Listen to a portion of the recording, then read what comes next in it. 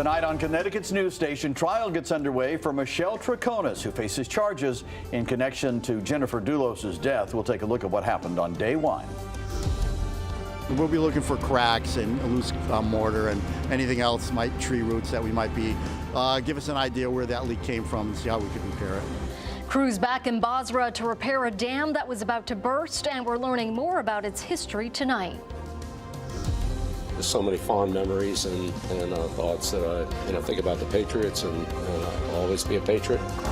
Big changes for the New England Patriots. We'll tell you what the team's future looks like as the Bill Belichick era comes to an end.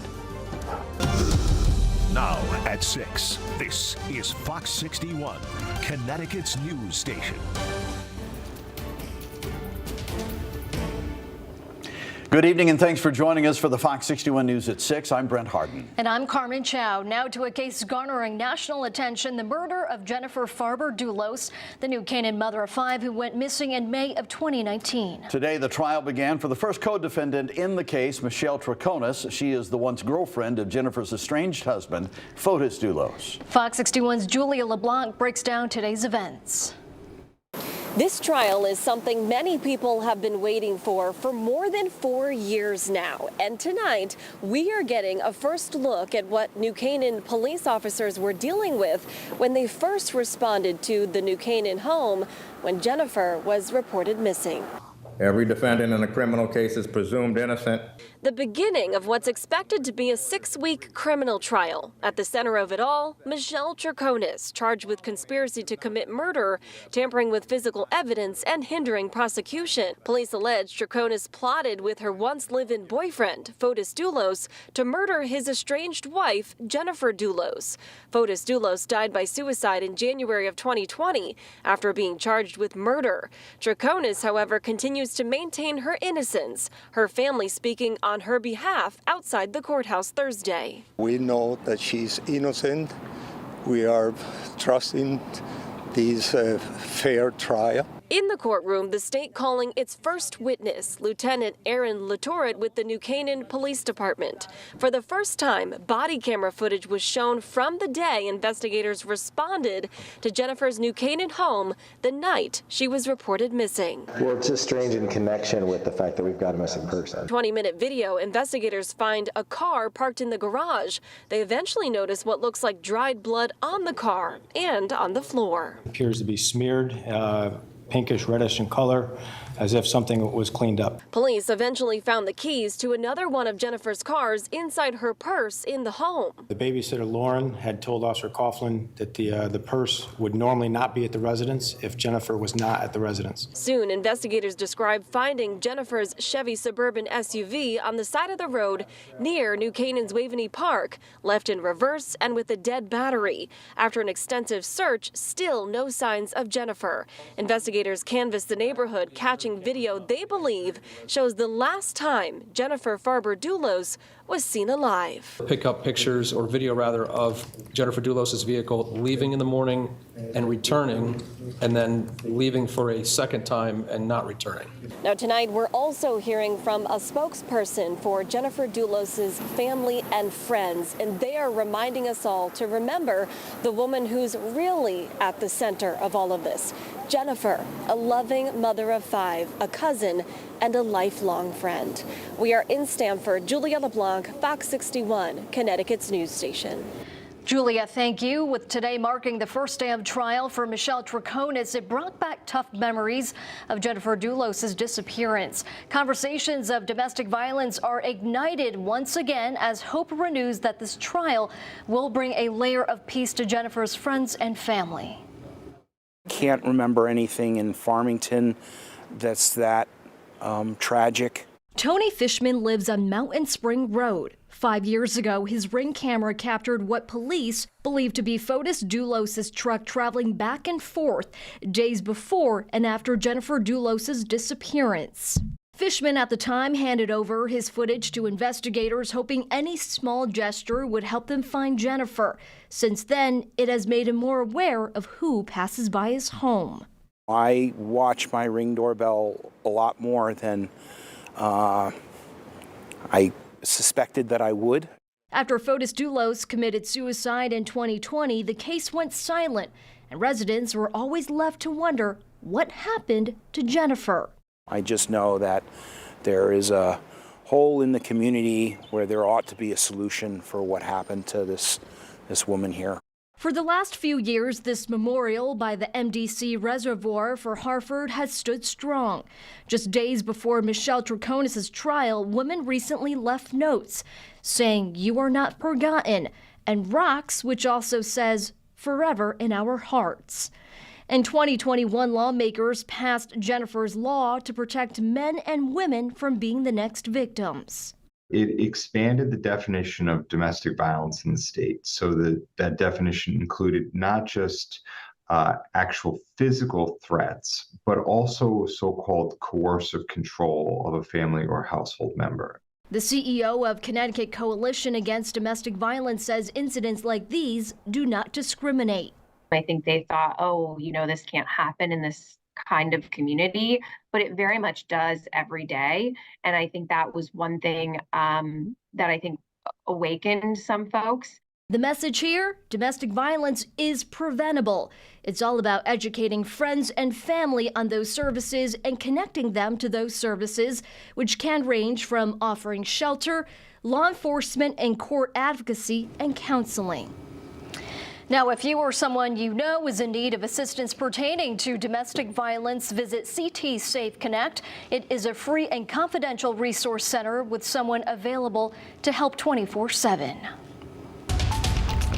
And turning to the weather now, another mild winter day, which I will take any time. Oh, sure. Chief Meteorologist Rachel Frank joining us now. Rach, got a little bit of rain coming, but winter's due back in next week, right?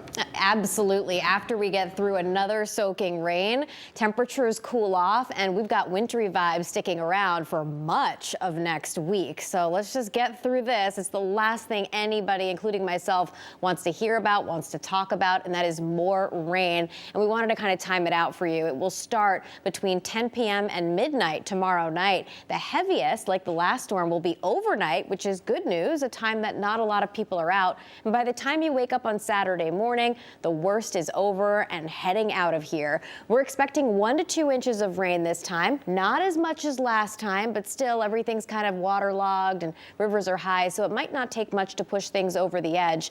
Gusts up to 40, so we are not anticipating wind damage and power outages with this storm. We'll take that and run with it any day of the week. And there could be some minor to moderate coastal flooding during high tide heading into Saturday. Snow showers to the north should just miss us, and our storm still has quite a distance to travel before it gets here. Right now we're close to 40 in Hartford, mid 40s for the New Haven area. Overnight lows will tumble back slowly into the 30s, and heading through tomorrow we are dry all day long. Highs in the mid and even upper 40s, and that rain doesn't begin until late at night. We'll talk more about the timing and what you need to know about the cool down and the winter weather that follows coming up. All right, Rachel, thank you. Contractors and state crews were back in Bozrah today at the site of a dam that nearly burst under pressure from heavy rain and snowmelt. Repairs are underway, and while at the same time we're learning more about the dam's dubious history. Fox 61's Matt Karen is in Bozrah with what we've uncovered. Matt. Well, right now we are atop the Fitchville Pond Dam, and we want to give you a look at what crews have been working on. If you take a look into the Yantic River here, you can see these large sandbags, and this is keeping the pressure off of the dam walls.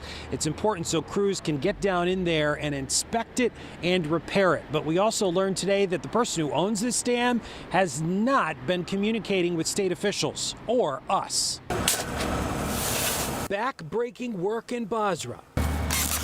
Building a second sandbag dam in front of the Fitchville Dam. That way we'll be able to take pressure off the dam. It'll allow crews to inspect and repair the structure. We'll be looking for cracks and loose mortar and anything else, tree roots that we might be, give us an idea where that leak came from. That leak forced mandatory evacuations for business owners on Stockhouse Road, like Andrew Latour, who recalled a visit from the fire marshal. And he told me the water levels, if the dam broke, it could reach up around 5 feet, which would cover, a lot of my inventory and flood out my building. Luckily, that didn't happen. But Fox 61 obtained this 2022 inspection report from state environmental officials. which revealed details about the dam's long neglected maintenance, citing major cracks, wall deficiencies, earth erosion, a sinkhole, and a collapsed wall. The dam's overall condition, poor. I think a lot of people don't realize the liability and responsibility until they get into it. The Fitchville Pond Dam is privately owned by Bozrah businessman Seymour Edelman.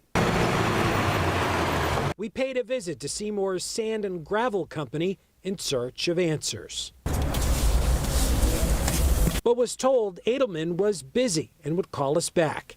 Andrew Latour used to work for him. It's a responsibility to not flood out the rest of the town and parts of Norwich that you have to keep up if you own a piece of infrastructure. In addition to the inspection report, Deep sent us a list of enforcement action taken against Edelman, citing his significant noncompliance and failure to respond to Deep's concerns. As of news time, Edelman has not called us back. It's important to note that all private dam owners are required to submit an emergency action plan with the state and then periodically update that. The last time one was submitted for the Fitchville Dam was back in 1982. There are over 4,000 privately owned dams in Connecticut. Reporting in Bozrah, Matt Karen, Fox 61, Connecticut's news station.